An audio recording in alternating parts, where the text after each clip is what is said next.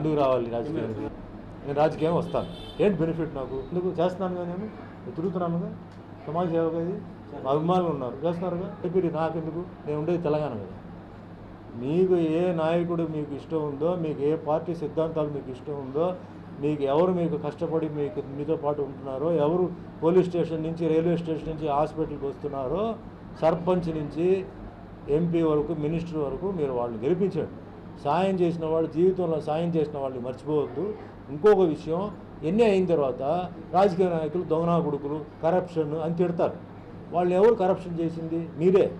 వాళ్ళు డబ్బులు ఇస్తే మీరు తీసుకుంటారు, అన్ని పార్టీని తీసేసుకొని తర్వాత మీకు ఇష్టమైన పార్టీ వేస్తారు. అన్యాయం అది.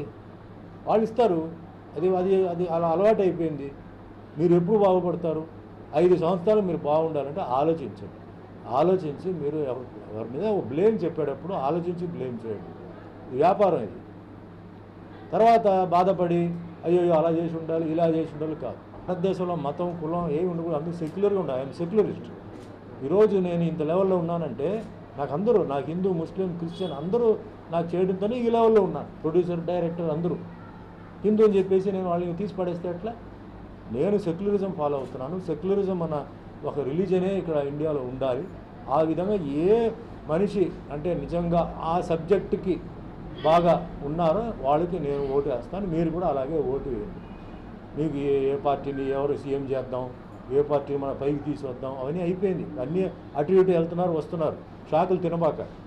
ఎలక్షన్ రిజల్ట్కి ముందు ఒకటి ఉంటుంది, ఎలక్షన్ రిజల్ట్ అయిన తర్వాత చాలా మార్పులు వస్తున్నాయి. అది మీకు తెలిసే ఉంటుంది.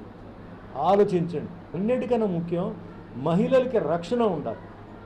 ఈరోజు చిన్న పిల్లలు 5 సంవత్సరాలు 10 సంవత్సరాల పిల్లల్ని రేప్ చేసి పడేస్తున్నారు. కోర్టు తీసుకెళ్ళి పెడితే 5,000 10,000 అంటున్నారు.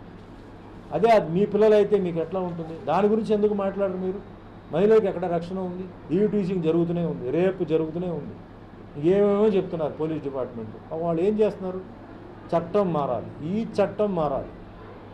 మహిళల మీద అత్యాచారం జరిగినప్పుడు, చిన్న చిన్న పిల్లల్ని రేప్ చేసినప్పుడు జీవితాంతం వాడికి లైఫ్ పడాలి. దాని గురించి మాట్లాడి గట్టి చేయండి. మీ ఫ్యామిలీని మీరు స్ట్రాంగ్ చేయండి.